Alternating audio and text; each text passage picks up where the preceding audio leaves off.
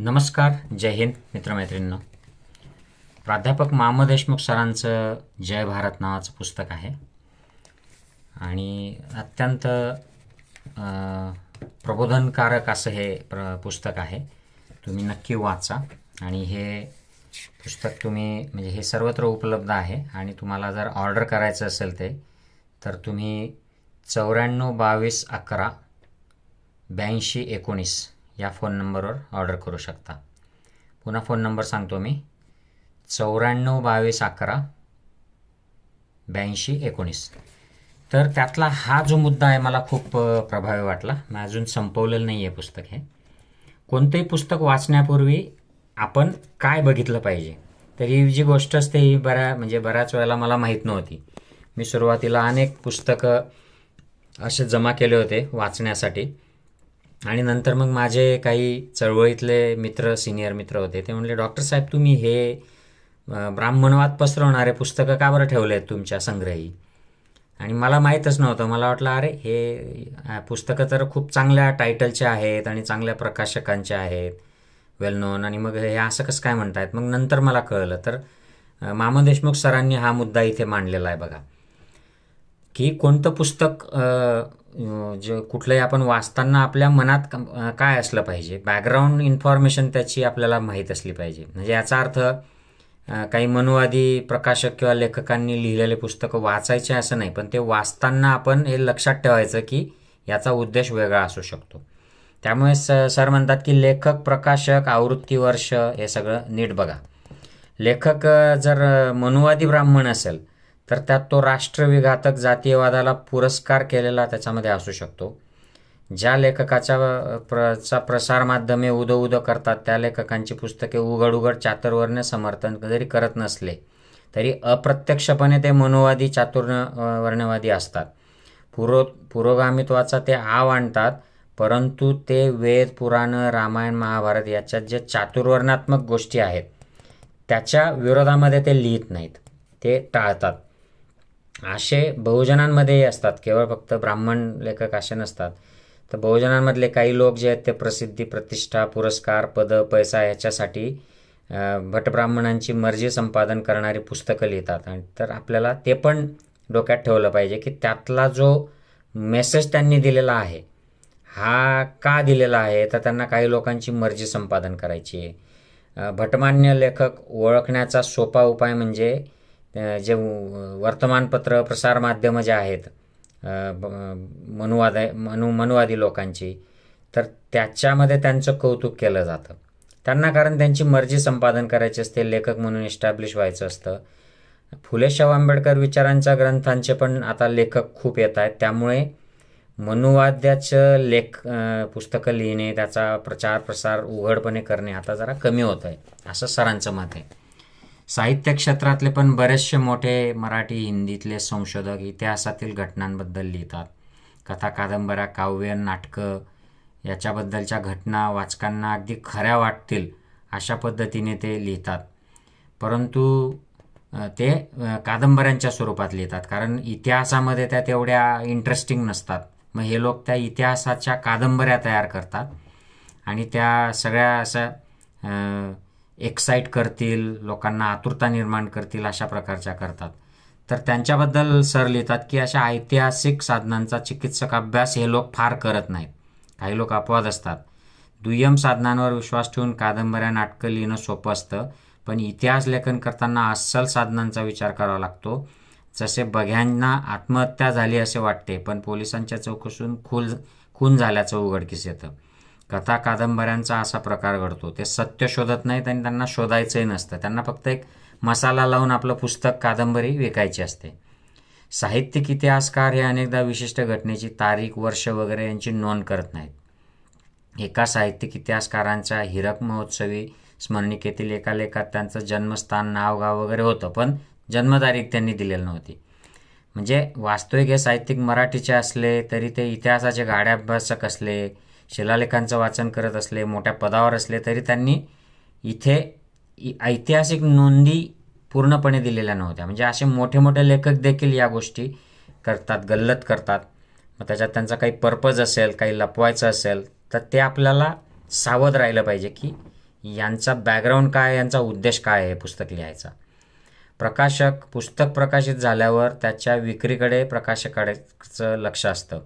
प्रकाशक मनुवादी ब्राह्मण असेल तर चातुर्वर्ण्य विरोधी पुस्तक प्रकाशित तो करत नाही. म्हणून पुस्तक वाचण्यापूर्वी त्याचा प्रकाशक कोण आहे हे पण लक्षात घ्यायचं. काही प्रकाशक हे सगळे मनुवादी RSS वादी टाईपचे पुस्तकं छापतात, काही पुरोगामी छापतात, काही कुठलेही छापतात. आपल्याला ते माहीत असलं पाहिजे. आवृत्तीवरही लक्ष असलं पाहिजे, कारण नंतरच्या आवृत्त्यांमध्ये बदल करून लिहिला जातो. आता तोच लेखक अभ्यासपूर्ण दुसरी आवृत्ती काढत असेल तर तो वेगळा भाग आहे, परंतु तो लेखक, सर म्हणतात की तो लेखक जेव्हा एक्सपायर होतो त्याच्या पश्चात बदल नाही केले पाहिजेत. आणि असे बदल खूप केले गेले आहेत मनुवादी ब्राह्मणवादी लोकांकडून, असं सरांचं म्हणणं आहे. भारतात लेखकांच्या ग्रंथात घुसवाघुसव करणे, प्रतिकूल मजकूर किंवा ग्रंथ नष्ट करणे हे प्राचीन काळापासून ब्राह्मण पंडितांचे कपटी आणि कुटील कारस्थान आहे. वेद, पुराणं, रामायण, महाभारत वगैरे धर्मग्रंथही यातून सुटलेले नाहीत. शिवाय वाङ्मय चौर्य वेगळेच प्रकरण आहे, वाङ्मयाची चोरी करणे. आता हे रामायण, महाभारत, पुराणांमध्ये अनेक गोष्टी ह्या बुद्ध साहित्यातून जशाच्या तशा भाषांतर करून घेतलेल्या आहेत, तो वेगळा विषय आहे. वास्तव आणि हस्तलिखित पोथ्या, छापील पुस्तके. आता भारतात प्राचीन काळापासून मंत्र, आख्यायिका, दंतकथा वगैरे स्वरूपात बरंच वाङ्मय होतं. छपाईकला अवगत नसल्यामुळे बरंच साहित्य हस्तलिखित पोथ्यांच्या स्वरूपात होतं. या हस्तलिखितांच्या 1 किंवा 2च प्रती असत, म्हणून तुकारामांची गाथा इंद्रायणीच्या डोहात बुडवली, पण वारकऱ्यांना अभंग पाठ असल्यामुळे ती पुन्हा शक्य झाली. छपाईकला आल्यावरही सावरकरांच्या पुतण्याने प्राध्यापक माम देशमुख लिखित मध्ययुगीन भारताचा इतिहास या ग्रंथाची ओळी केली होती. मग शासनाने याच्यावर बंदी आणली होती. याच्या मागचा हेतू असा होता की बहुजन लेखक घाबरावेत, त्यांनी सत्य लिहू नये, लिहिलेला व बंदी घातलेला पुन्हा छापू नये. पण त्यांच्या मनसुब्याप्रमाणे घडलं नाही, कारण मुंबई हायकोर्टाने ही ग्रंथबंदी हटवली आणि तो पुन्हा छापून आला होता. आपल्याला हे बॅकग्राऊंड पण माहीत असलं पाहिजे. 1830 नंतरची छपाई जी आहे भारतात, कारण त्याच्या आधी छपाईची कला नव्हती भारतात, त्यामुळे ते हस्तलिखितच होतं सगळं, पोथ्या वगैरे जे होतं ते. आणि त्याच्या मोजक्याच प्रती असायच्या आणि त्या प्रतींमध्ये जी माहिती दिली जायची तिच्यातही फरक असायचा. अशा हस्तलिखित पोथ्या छापताना त्याचे लेखक जिवंत नसत. त्यांच्या पश्चात ब्राह्मण पंडितांनी या पोथ्यांमध्ये प्रचंड हेराफेरी आणि घुसवाघुसव केली. शिवाय पहिली आवृत्ती आणि नंतरच्या आवृत्तीत बदल केले. हे कुकर्म आजही सुरू आहे.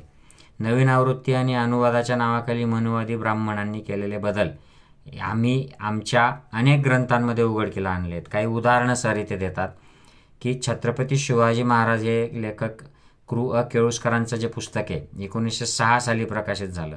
91 साली मुद्रक व प्रकाशक भावे यांनी पुन्हा प्रकाशित केलं. त्यात ब्राह्मण श्रेष्ठत्व दाखवणारी आणि मुस्लिम द्वेष वाढवणारी काल्पनिक चित्रे घुसवली. ही चित्रे मूळ आवृत्तीत नव्हती. म्हणजे बघा कसं त्यांनी षड्यंत्र केलं इथे, ब्राह्मणवादी षड्यंत्र, मुस्लिम विरोधी आणि ब्राह्मण श्रेष्ठत्व करून टाकलं शिवाजी महाराजांना. दुसरं उदाहरण त्यांनी दिलं विश्वास रामजी घोले, 1838 ते 1900. डॉक्टर घोले यांनी मुंबईला असिस्टंट सर्जनची परीक्षा उत्तीर्ण केली. ते नामांकित डॉक्टर होते. 1874ला पुण्याला बदली झाली. लवकरच ते ज्योतिरावांच्या सत्यशोधक चळवळीचे आधारस्तंभ बनले. ते महात्मा फुले यांचे डॉक्टर होते.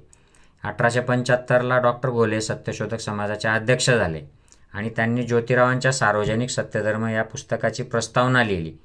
मात्र महाराष्ट्र राज्य साहित्य आणि संस्कृती मंडळाने महात्मा फुले समग्र वाङ्मय हा ग्रंथ प्रकाशित केला. त्यात सार्वजनिक सत्यधर्म ग्रंथ केला, परंतु डॉक्टर विश्वासरामजी घोलेंनी जी प्रस्तावना अभ्यासपूर्ण लिहिली होती ती केली नाही त्याच्यामध्ये, कारण ती अत्यंत महत्त्वाची प्रस्तावना होती. तर हे महाराष्ट्र शासनाच्या साहित्य आणि संस्कृती मंडळावर बसलेले जे मनुवादी लोक होते, सार्वजनिक सत्यधर्माच्या विरोधातले, महात्मा फुलेंच्या विचारांच्या विरोधातले, त्यांनी हे षड्यंत्र केलं. तर अशा प्रकारे हे आपल्याला माहीत असलं पाहिजे की हे कुठे काटछाट करतायत आणि कुठे हे करतायत. आता महात्मा फुले समग्र वाङ्मय या ग्रंथाच्या पहिल्या आवृत्तीच्या प्रस्तावनेवर श्री लक्ष्मणशास्त्री जोशी यांनी तारीख लिहितात. त्याऐवजी 14 जानेवारी 1969 त्यांनी तारीख लिहिली आहे. त्याऐवजी 3 जानेवारी ही सावित्रीमाईंच्या जयंतीची तारीख लिहिली असती तर अधिक बरं झालं असतं. महापुरुषाच्या जन्मतारखेच्या जवळपास तुम्ही प्रकाशित करताय, तर त्या महापुरुषाची तारीख का नाही टाकत? आता कसं नवीन संसदेचं उद्घाटन केलं तर ते बरोबर सावरकर वाढदिवसाला केलं मोदींनी.